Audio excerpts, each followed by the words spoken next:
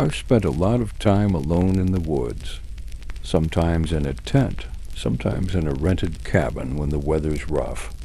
I know how to handle bad storms, curious wildlife, even the occasional drunk camper stumbling through the wrong site. But what happened to me that weekend in the Blue Ridge Mountains? That was something else. Something I still don't have a name for. It was the fall of 2019.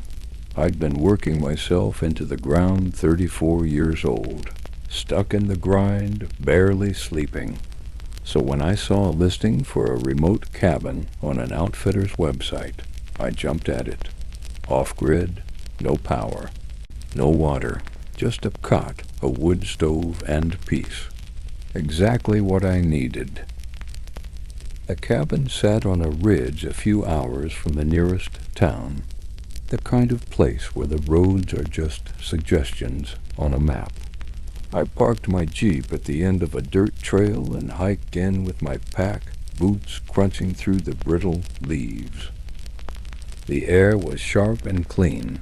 No cell service, no noise, just trees and the faint rush of wind through the canopy. It was late afternoon by the time I reached the place. Small, sturdy, probably built decades ago.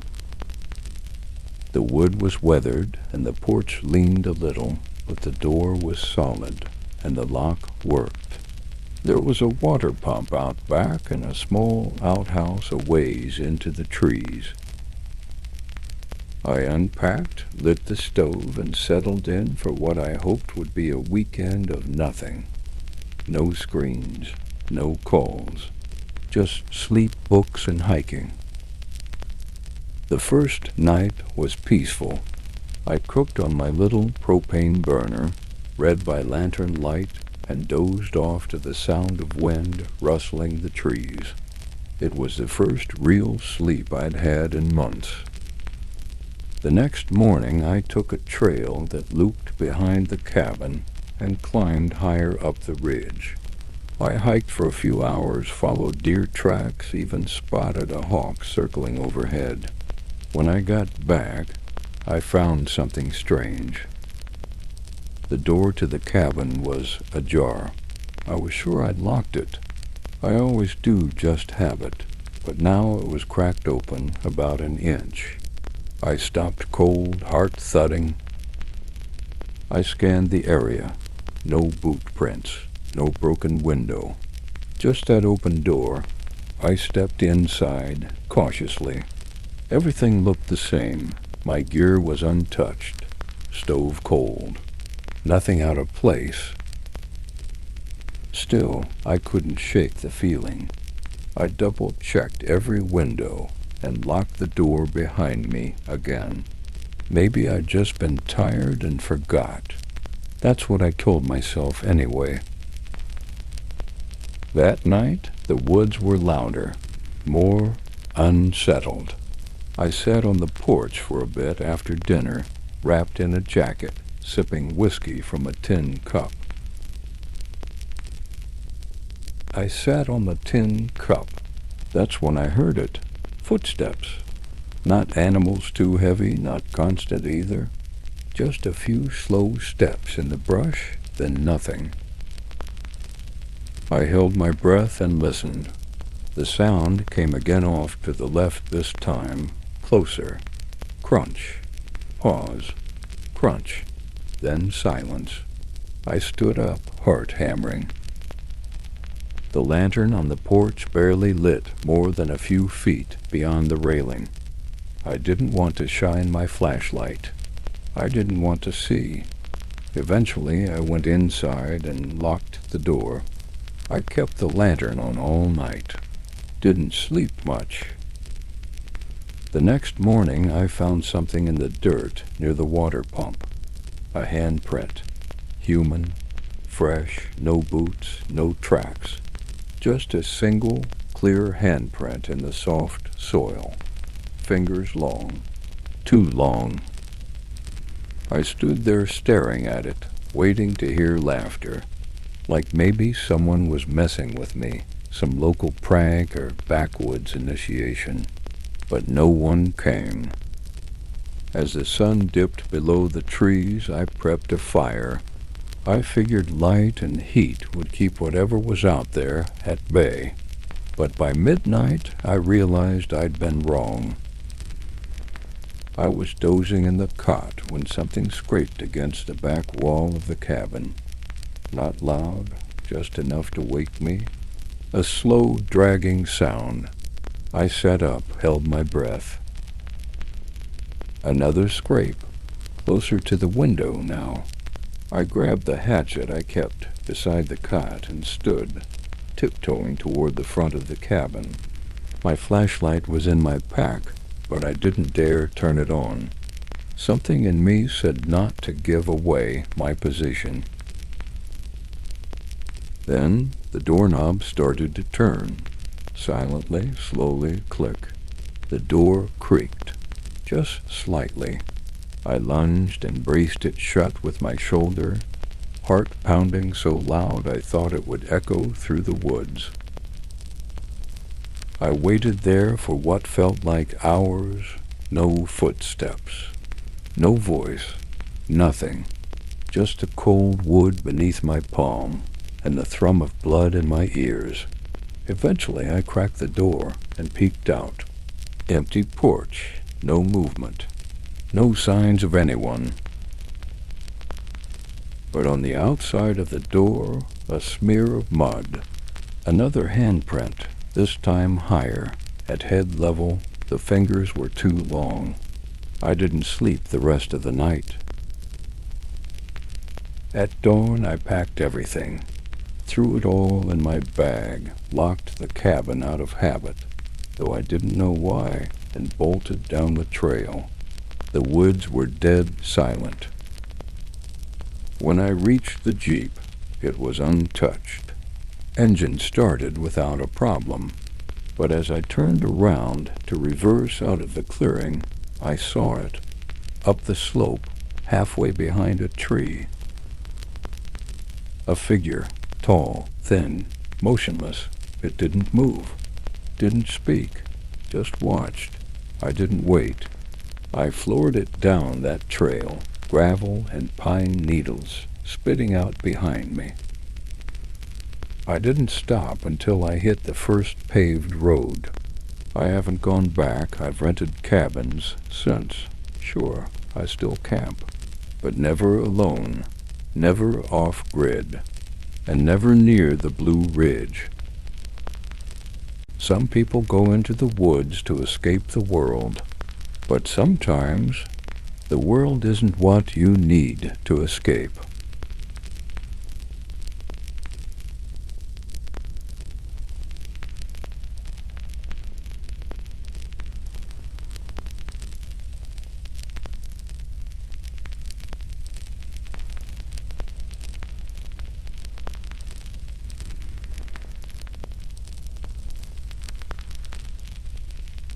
It was early October when I decided to take a solo weekend trip into the Washita Mountains of Arkansas.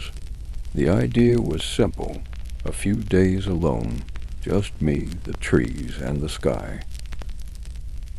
I'd been dealing with burnout, the kind of exhaustion that creeps into your bones and makes the world feel like it's pressing in on you. I didn't want to see anyone. I didn't want to talk. I just needed to disappear for a bit. I found the listing online, an old, decommissioned fire lookout tower, available for weekend rentals. It was remote, perched on a ridge several miles from the nearest trailhead. The photos were exactly what I was looking for. A simple steel tower with a cabin on top, 360-degree views, a tiny wood stove, and a bedroll on the floor. No electricity, no plumbing, no cell service. Perfect. I arrived just after noon on Friday.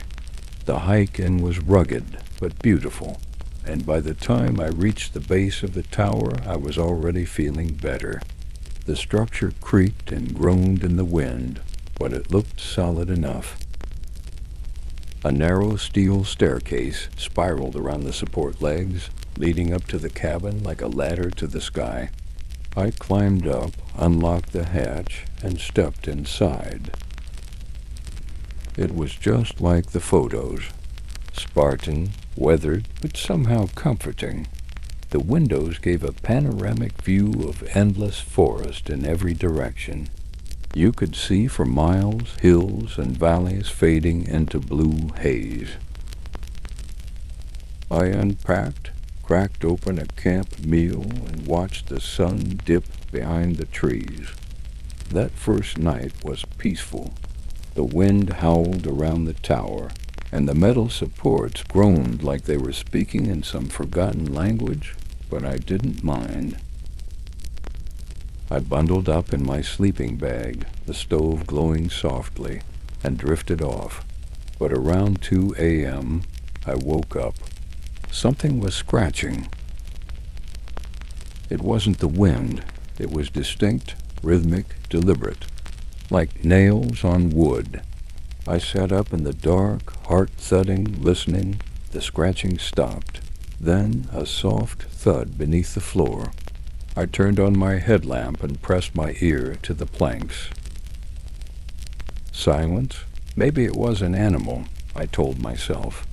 A raccoon or a squirrel climbing the tower legs. I didn't want to go outside and check. Not in the middle of the night. Not 40 feet off the ground in a creaky tower. I lay awake for a long time, waiting, but the sounds didn't come back. Eventually, I fell asleep. The next morning was clear and cold. I made coffee on my backpacking stove and watched a blanket of mist roll through the trees. The night felt far away, dreamlike. I convinced myself it had been nothing. Around mid-afternoon, I decided to explore the area. I hiked down the slope behind the tower, following what looked like an old game trail. After a mile or so, I came across something that stopped me in my tracks. It was a circle, about 15 feet across, perfectly shaped, with dozens of smooth stones placed evenly around the edge. In the center was a wooden totem, a crude figure about 3 feet tall, carved from a single piece of pine. It had no face, just a hollow where one should have been. There were small bones scattered around it, bird bones, maybe charred black. I didn't touch anything. I didn't take pictures. I just turned around and headed back to the tower, a tightness settling in my chest I couldn't shake. That night, the wind picked up hard. The whole structure moaned with each gust, and the trees below bent and swayed like they were alive. I sat by the stove, trying to read by lantern light, but I couldn't focus. Just after midnight, the scratching came again. This time it was louder, faster, like someone was dragging their fingers in circles across the metal stairs outside. Then came the footsteps. Slow. One, then another. Clang, clang, getting closer. I killed the light and crouched by the hatch, knife in hand, heart slamming in my chest. The footsteps. Then tap, tap, tap. On the glass, I turned my head slowly. There, silhouetted in the moonlight, was a figure. It was pressed against the window, unmoving. I couldn't make out a face, just a shape, tall and thin, hands flat on the glass. I didn't move. I barely breathed. Then it stepped back, one slow, fluid motion, and disappeared. I stayed like that until dawn. I don't remember falling asleep, but when I woke up, sunlight was pouring through the windows. The woods looked normal. Every window on the cabin above had been marked. Thin, winding symbols traced in ash or soot. Circles, spirals, things that made my stomach turn to look at. On the ground, I found something else. A small wooden figure, carved crudely. Faceless, just like the one in the circle I'd found. It had been left at the base of the stairs, facing upward, watching. I didn't stop walking. I hiked out fast, my head on a swivel the entire time. I didn't hear anything, didn't see anything, but I felt it. Something had followed me. When I got to my car, I didn't even take off my pack. I just threw it in the trunk and drove, white-knuckled, all the way back to town. That was the last time I ever stayed in a fire tower. I never told anyone I didn't report it. What would I say? That some faceless thing stalked me through the forest? But sometimes, even now, I'll hear a noise outside my window at night. A tap, a scratch, and I remember the symbols, the totem, the eyes I couldn't see but knew were there. I don't know what it was. I don't want to. All I know is if you ever see a fire tower listed as abandoned but safe, keep driving.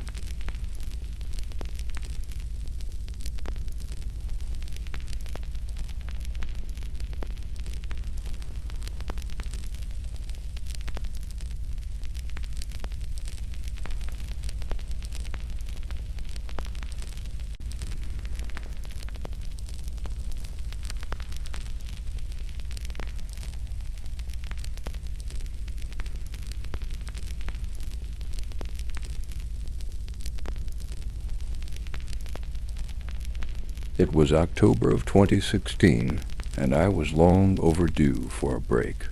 I'd been working 6-day weeks at a warehouse job that was slowly grinding me down. So I decided to take a long weekend to myself, completely off the grid. No phone, no emails, just some peace and quiet. I booked a cabin in the mountains of West Virginia. Not the touristy kind, but one tucked deep in the woods, past a gravel road most people wouldn't even notice. The listing was bare bones. 1-room log cabin, wood stove for heat, a small fire ring outside. No electricity, no running water, just solitude. That's what I wanted. That's what I thought I needed. I arrived around 3 p.m. after a 4-hour drive and a 10-minute hike from the small dirt lot where I left my truck. The place looked exactly like the photos: weathered wood, a rusted tin roof, and a creaky old porch that looked like it had stories of its own. The air was crisp, the trees half bare, and the forest alive with the dry rustling of wind and leaves. That first night was uneventful. I cooked a simple dinner over the fire, had a beer, and settled into the cot with a book and a lantern. The forest was quiet in a way that made every little sound stand out: twigs snapping in the dark, the distant hoot of an owl, branches swaying against each other like whispers. I woke around 2 a.m. to the sound of crunching leaves, slow, deliberate footsteps. At first I thought it was a deer or maybe a black bear, but something felt off. The steps weren't wandering, they were circling the cabin. I didn't move. I just listened. One slow lap around the building, then nothing. Silence. I must have stayed awake another hour before I drifted off again. The next morning I checked around the perimeter. No tracks that I could see, but the ground was thick with leaves and damp soil. Hard to tell anything for sure. I chalked it up to nerves. Isolation can do that to your mind. I spent that day hiking further up the ridge. The trees were beautiful, the air clean. By evening I was back at the cabin, sore but relaxed. I made another fire, cooked dinner, and tried to enjoy the peace again. But that night, things escalated. It started with the footsteps again, around midnight. This time they didn't just circle the cabin once. They stopped right outside the front door. I held my breath, listening. Then something knocked. 3 slow, hollow thuds. Not loud, but firm, like someone knocking with the side of their fist. I didn't move. I didn't answer. Eventually, the footsteps moved away. At dawn, I found something by the front door. A small bundle of sticks tied together with twine. At first, I thought it might be some sort of joke. But I didn't tell anyone I was out there. Nobody knew where I was except the booking site and a friend back home. I burned the bundle in the fire pit. I don't know why. I just didn't want it near me. That afternoon, I thought I saw someone watching me from the tree line. A tall figure, half obscured behind the trees. When I looked straight at it, it was gone. I packed my gear and left that evening, hiking back to my truck before nightfall. When I got to the lot, I found my driver's side mirror hanging by a wire. Long, thin scratches down the door, like someone had run a knife or fingernails along the paint. I drove until I hit the main road, not stopping until I reached a motel an hour away. I don't know who or what was out there. I haven't been back to the cabin since. I still love the woods, but now I trust my instincts more than ever. And when the forest goes silent, I listen.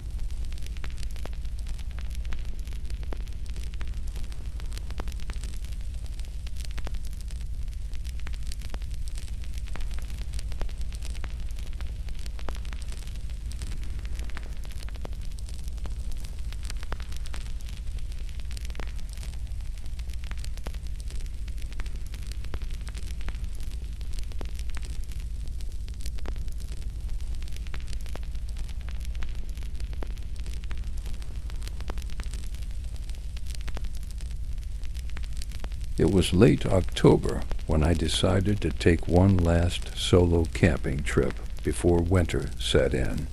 There's this stretch of national forest in western North Carolina I'd been eyeing for a while, dense, under-traveled, mostly quiet aside from the occasional hunter or fisherman. I'd mapped out a loop trail with a few primitive camping spots. But there was one I really wanted to hit, a small open patch beside an old reservoir. The water line had receded over the years, leaving behind a rocky shore and twisted trees jutting up from the shallows like skeletal arms. It looked eerie in the photos, sure, but also peaceful. I parked at the trailhead just before noon. The hike wasn't too bad. 4 miles through pine and beech forest, with the usual switchbacks and leaf-covered roots ready to trip you up. I made it to the reservoir site around 3. It was even quieter than I expected. No wind, no birdsong, just the gentle lapping of water and the distant creak of trees shifting in the breeze. The clearing itself was perfect, flat, dry, with a soft bed of pine needles. I pitched my tent about 20 feet from the shore, got a small fire going. The sun was starting to dip behind the ridge across the lake. turning the surface a deep orange. That's when I saw him, a figure just standing at the far end of the water line. He was distant, maybe 200 yards off, standing perfectly still on a stretch of exposed mud flat. I figured it was another hiker, maybe someone fishing, though he didn't have a rod. He was just watching the water, watching it like he was waiting for something. I waved. He didn't wave back. He didn't move at all. I turned my attention back to my fire and tried not to dwell on it. Plenty of people enjoy this solitude out here. Maybe he just didn't feel like being social. No crime in that. By the time darkness fell, he was gone. Or at least I couldn't see him anymore. The forest gets real quiet at night. You start hearing things. Branches cracking, leaves rustling, owls hunting in the trees. Most of the time you can explain it. Most of the time. That night, just after midnight, I woke up to the sound of water splashing. At first I thought it was an animal, a deer maybe, coming down to drink, but the sound wasn't consistent with hooves. It was slow, slosh, slosh, like someone wading through the shallows. I sat up, heart racing, unzipped the tent and peeked out. Moonlight filtered through the clouds, just enough to see the glint of water. And there he was, the same man, standing ankle-deep in the reservoir, maybe 30 feet from shore. He was facing me now. Not moving, just watching. I stayed perfectly still, half convinced I was dreaming. But then he stepped forward. One slow, deliberate stride. The splash echoed across the clearing. I ducked back into the tent and grabbed my flashlight. When I flicked it on and shone it toward the water, he was gone. Just ripples and silence. I didn't sleep the rest of the night. I kept the flashlight on and the zipper half open, eyes darting toward the trees and the water. But nothing else happened. Not until morning. When I stepped out of the tent, I found footprints in the mud. Bare feet, large ones. They came out of the water and stopped maybe 10 feet from where I'd been sleeping. No prints going back. I packed up faster than I ever have before. As I was stuffing my gear into my pack, I noticed something stuck to the side of my tent. It was a bundle of river grass tied with a strip of cloth. The grass was still wet. I hiked back to the trailhead without stopping. Every crunch of a leaf, every gust of wind had my nerves on edge. I didn't see anyone else the whole way out. When I got to my car, I threw my gear in the trunk and started the engine, hands shaking on the wheel. But the weirdest part? When I got home and checked the map, the high-resolution, topographical one I'd downloaded before the trip, I noticed something. There was no reservoir. The site I camped at? It wasn't listed as having any body of water, just old forest. The photos I'd seen online? Gone. The post had been removed. And every time I tell this story, someone always asks the same thing. Are you sure you weren't just hallucinating? Dreaming? Yeah, I'm sure, because that bundle of river grass, it's still in my garage, still damp, and I never found out where it came from.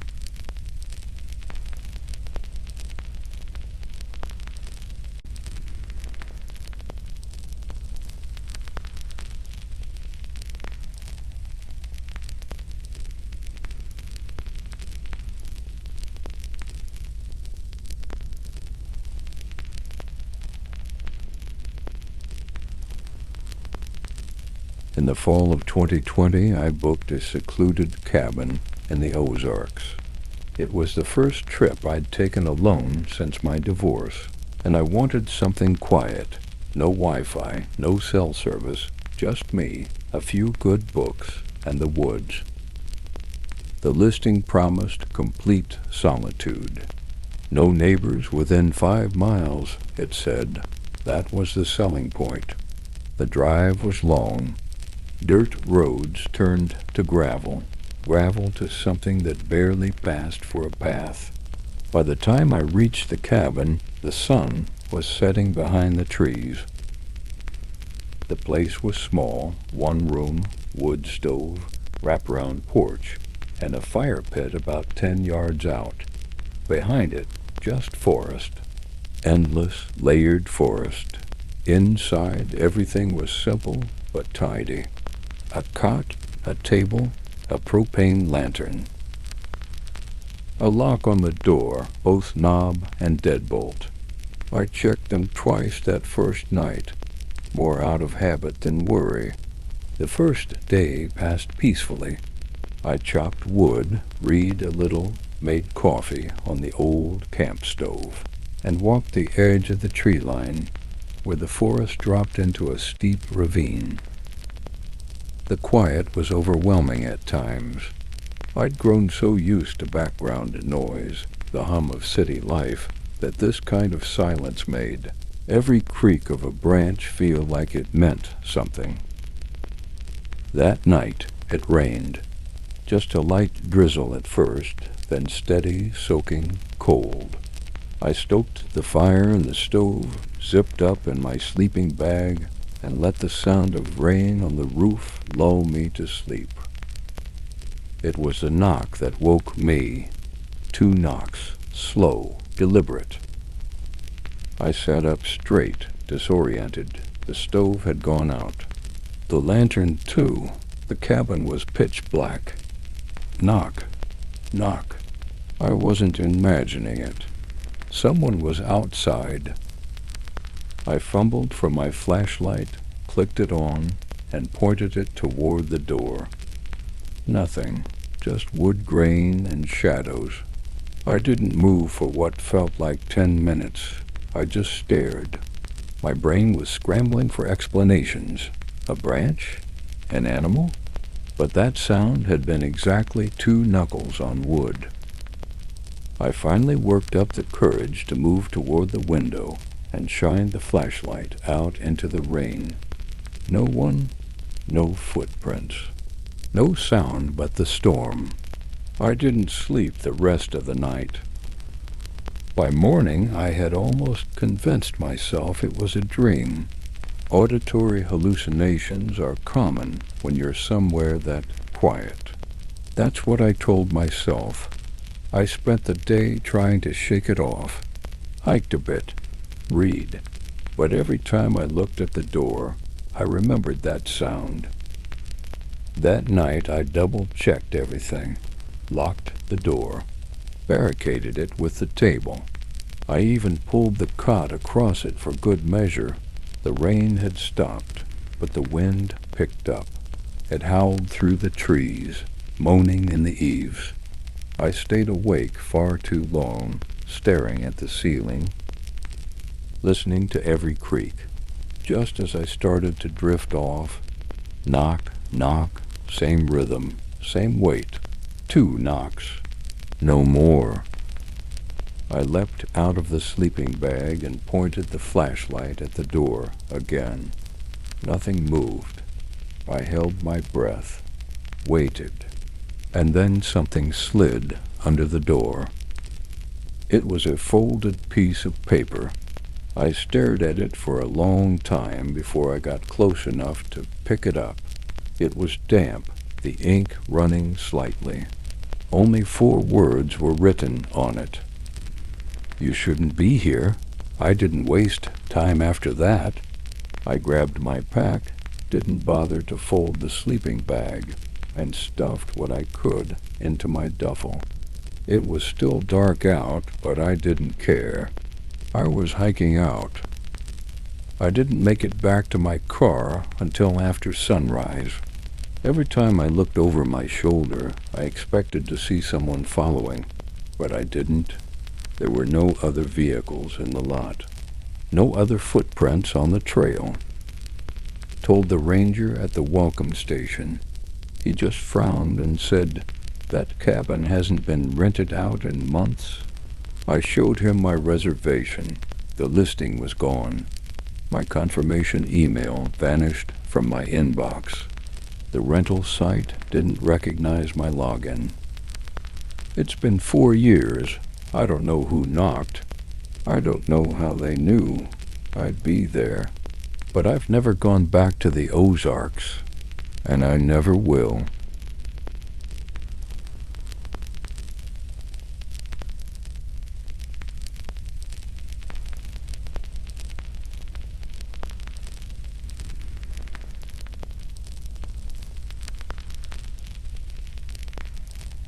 In the fall of 2018, I took a solo trip into the Allegheny National Forest in Pennsylvania.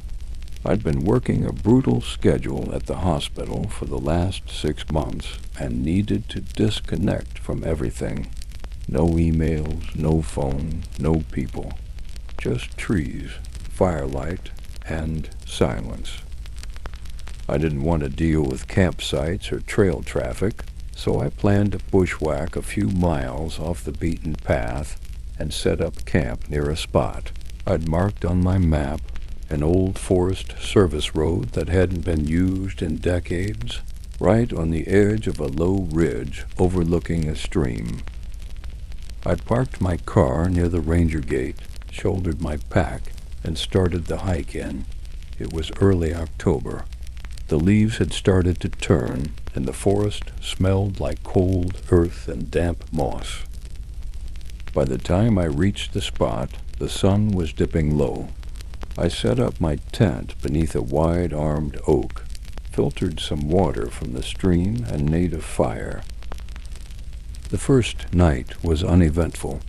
The sounds of the forest at night were comforting. Crickets, owls, the distant splash of a fish in the stream. I fell asleep quickly, the kind of sleep that only comes after hours of fresh air and physical exertion. It wasn't until the second night that things started to get strange. I was sitting by the fire, eating a dehydrated meal and sipping coffee, when I saw a light flicker through the trees. It wasn't a flashlight. It wasn't a fire.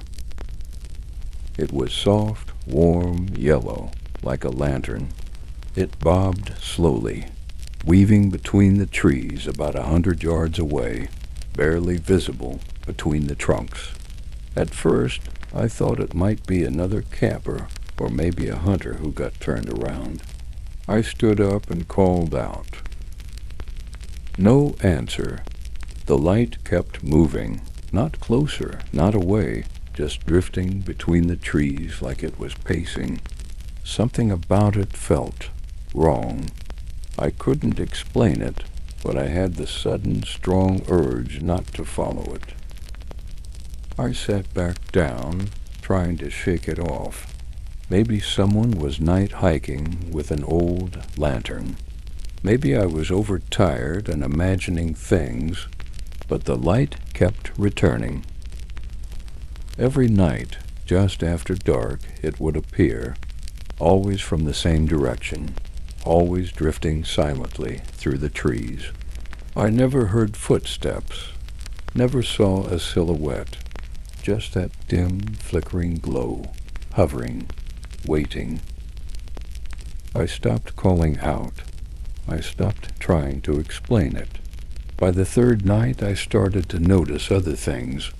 Stones stacked in small piles near my tent. Twigs tied together in strange shapes. Once, a dead rabbit with no visible wounds laid neatly in the center of my campsite. Each time I found something, the light appeared again, and each time it lingered longer. I tried moving camp, hiked nearly 3 miles west, and set up near a small bluff overlooking a ravine. I didn't make a fire that night. I just sat in the dark, wrapped in my sleeping bag, watching the woods. And still, the light came. Same warm glow. Same slow movement between the trees. It stopped just beyond the edge of the bluff. I couldn't see what was behind it, whether it was hanging from something or someone, but the way it hovered there, just barely swaying, made my skin crawl. I didn't sleep that night. By morning, I was already packed. I hiked hard and fast, cutting a new trail back to my car. I didn't stop for water, didn't eat, just moved. When I finally reached the lot, my car was there, untouched. But tied to my driver's side mirror was a small bundle of twigs, bound in the same pattern I'd seen before. A perfect triangle wrapped in sinew. I grabbed it, threw it into the woods, and drove. That night, back in my apartment, I couldn't stop thinking about the light. I kept glancing at the window, expecting to see that same warm glow drifting outside. A few days later, I mentioned it to a ranger while asking about the old forest service road. He didn't say much, just leaned back in his chair, scratched his jaw, and said, "Locals say if you see a lantern in the woods, don't follow it. That path doesn't go where you think it does." I asked him what that meant. He just shrugged. I wouldn't go back there, is all. I never did.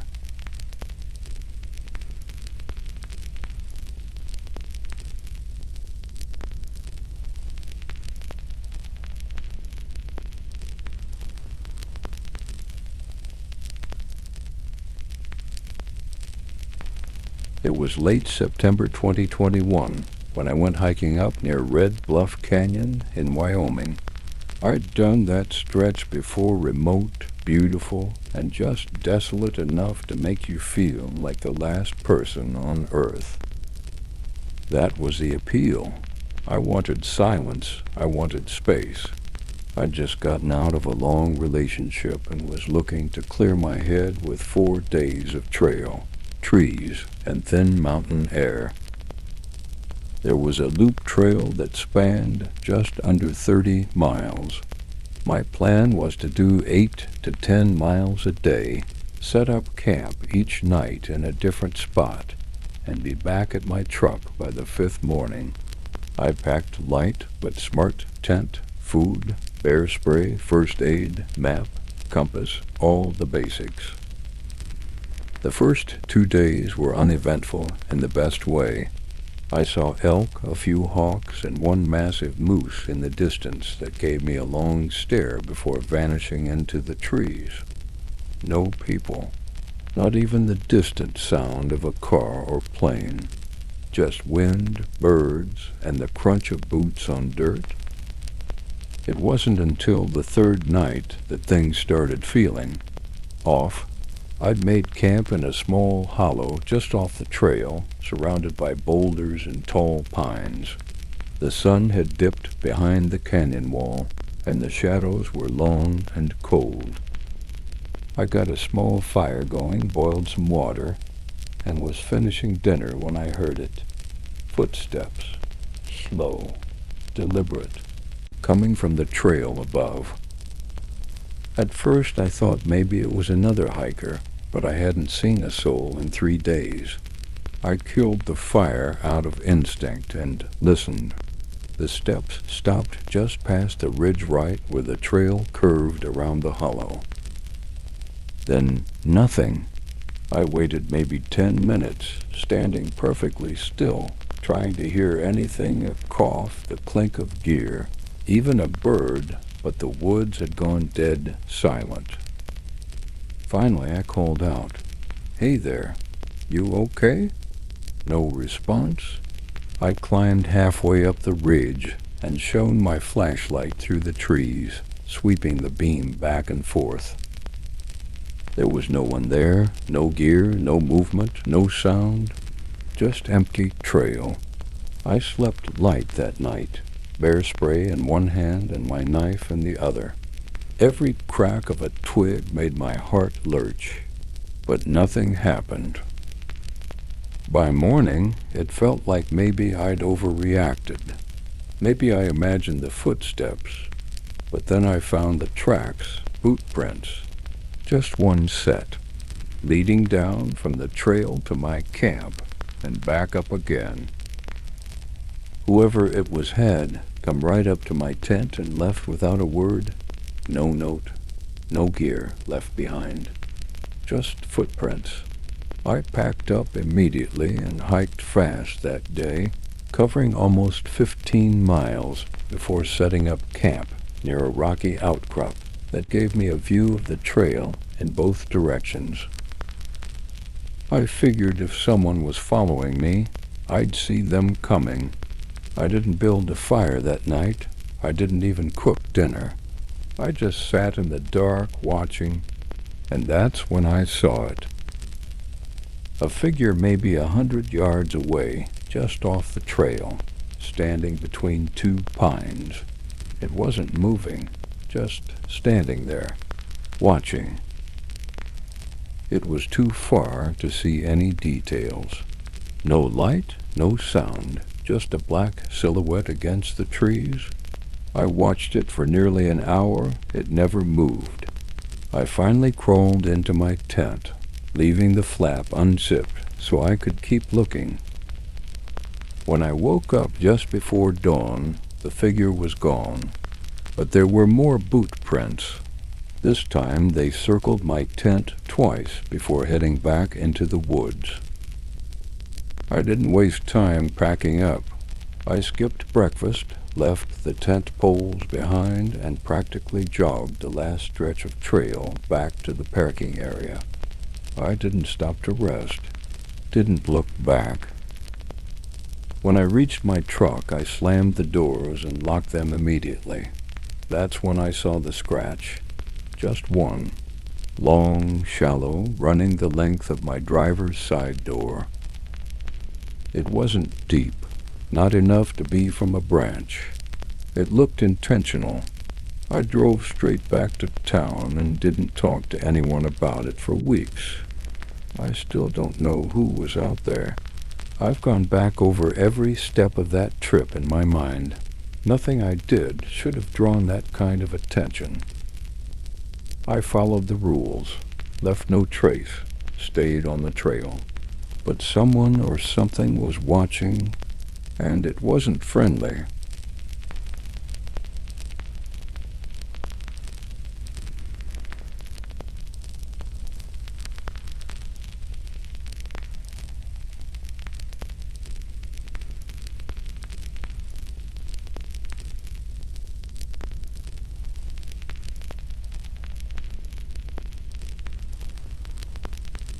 I've always believed that the forest keeps its secrets, not out of malice, but out of indifference.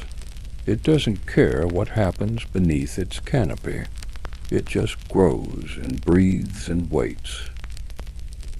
Last September, I took a solo trip up into a patch of national forest land in Montana I'd been eyeing for a while.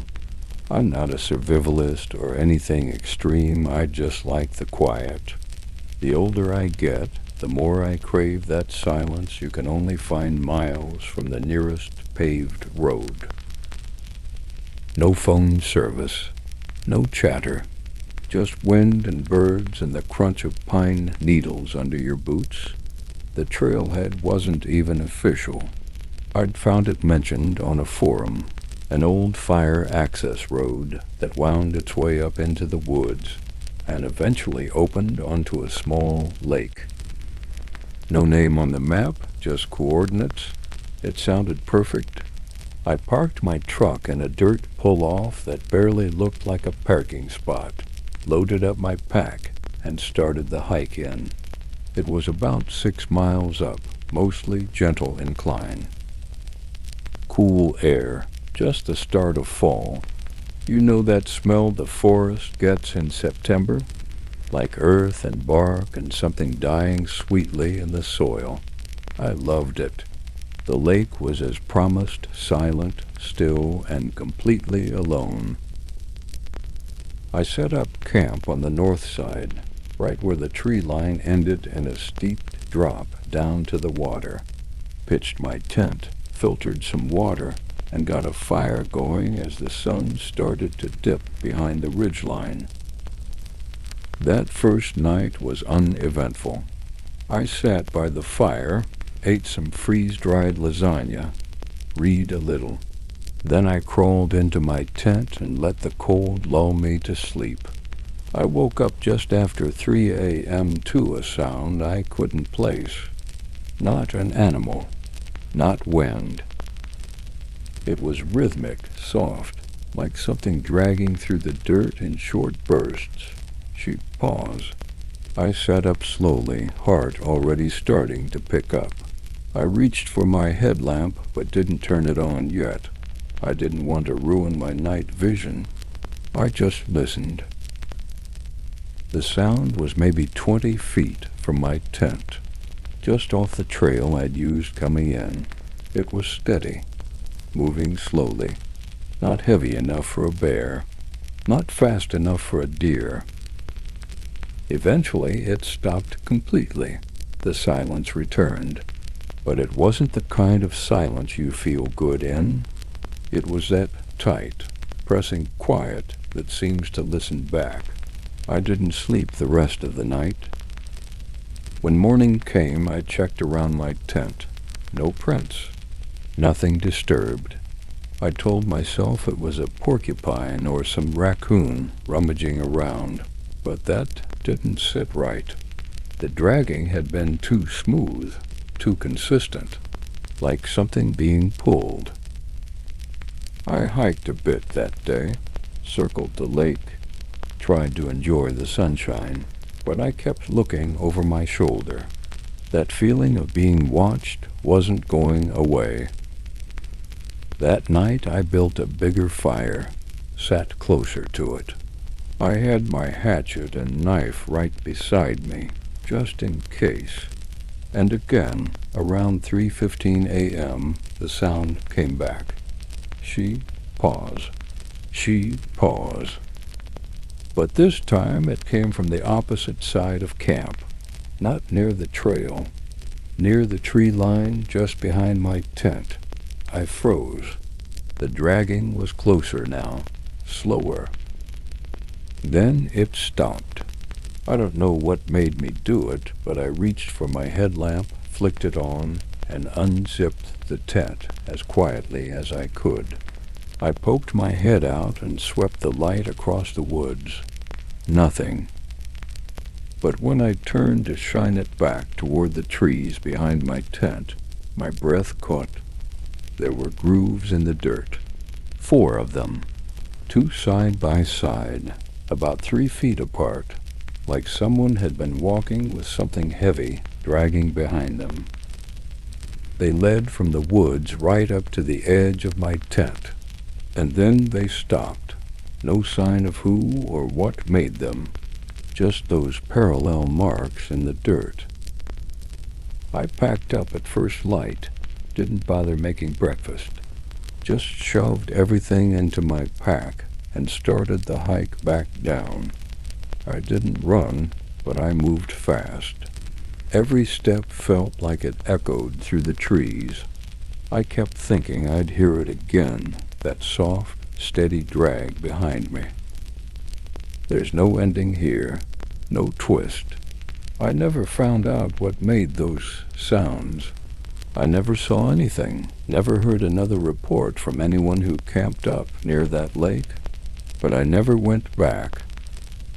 And I don't camp alone anymore, because I can still hear it sometimes in that space between sleep and waking. She paused. She paused.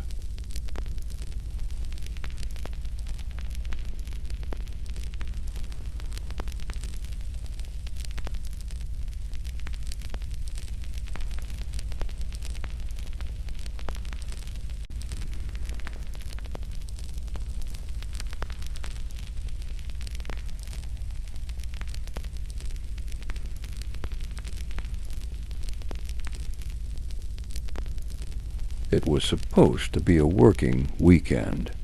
I'd fallen behind on a few freelance writing deadlines, and between the distractions of home, spotty Wi-Fi, and a neighbor who never stopped mowing something, I needed a reset. A friend of mine had a cabin in northern Idaho, one of those places they only used a few times a year. No internet, no neighbors, just a lake, a wood stove, and enough quiet to hear your own heartbeat. He tossed me the key and said, "You'll get more done in 2 days there than you would in 2 weeks at home." He wasn't wrong. For the first 24 hours, it was perfect. I got there late Friday morning. The drive was long and winding, but beautiful. The road narrowed to a gravel path about a mile before the cabin, and the trees grew so thick you barely saw daylight between them. When I pulled up, the place looked exactly like the picture's simple, single-story wooden porch and nothing but forest in every direction. I brought in my bags, made some coffee on the old gas stove, and got to work at the little desk near the front window. Time slipped away fast. By the time I looked up, the sun was already sliding behind the trees. I hadn't brought much food, just a cooler with some groceries, but I made a quick dinner and settled in by the fire with my laptop. It wasn't until I went to bed that the feeling crept in. You know that feeling like someone else is in the room, like the space you're in just isn't empty. I chalked it up to being alone in a place that was too quiet. My brain wasn't used to the silence. I turned over and forced myself to sleep. The next morning I found the front door unlocked. I was sure, absolutely sure, I'd locked it the night before. It's a habit. I live in the city. I lock everything, twice. But when I went to make coffee, the door was just open. Not wide, not swinging in the breeze, just unlatched. Pulled shut, but not locked. I told myself I'd forgotten. I was tired, distracted, maybe a little spooked being alone out here. But it stuck in the back of my mind like a sliver under the skin. I wrote most of the day. Words came easier with the windows cracked, cool forest air drifting in. I barely even noticed the shadows getting long again. That night I was more careful. I double-checked the doors, the windows, even propped a chair against the inside of the front door just in case. I left the fire burning low and turned in around midnight. Sometime after 3 a.m., I woke up to a sound, faint, soft, like the floor creaking under slow, careful steps. At first, I thought it was the wood stove cooling down, but then I heard it again, closer this time, another creak, and another. I didn't move. I just listened. My breath caught in my throat. The cabin's floorboards made a very particular sound when you stepped on them, especially near the entryway. These weren't random pops or settling noises. Someone was walking, and they were trying not to be heard. I sat up slowly and listened harder. Silence. Then the faintest sound, the squeak of a doorknob turning. But I had locked everything, hadn't I? I grabbed the flashlight from beside the bed, clicked it on, and stepped out into the main room. Empty. The door was closed. The chair was still there. The windows were shut. But the cabin didn't feel empty. The air was different, stale, heavy. I checked every room, every corner, even under the bed and in the coat closet. No one. I didn't sleep the rest of the night. I sat by the wood stove with my flashlight and a fireplace poker, heart hammering. When dawn finally broke, I made the decision to leave. I packed fast, tossed everything into the car, but before I locked up, I walked through one last time, and that's when I noticed it. A coffee mug one I hadn't used was sitting in the sink. Just one, rinsed but not clean, still wet. I hadn't touched that one. I was sure of it. I stared at it for a long time, like it might offer an answer. Then I left. I didn't tell my friend what happened, not really. Just said thanks, great place, got a lot done. He texted me the next week after going up there himself, said something weird had happened, asked if I'd brought anyone with me. I told him no, of course not. I was alone. He didn't reply right away.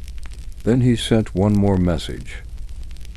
The back door was unlocked, and there was fresh mud on the floor. Cabin was empty when I got here. I haven't been back.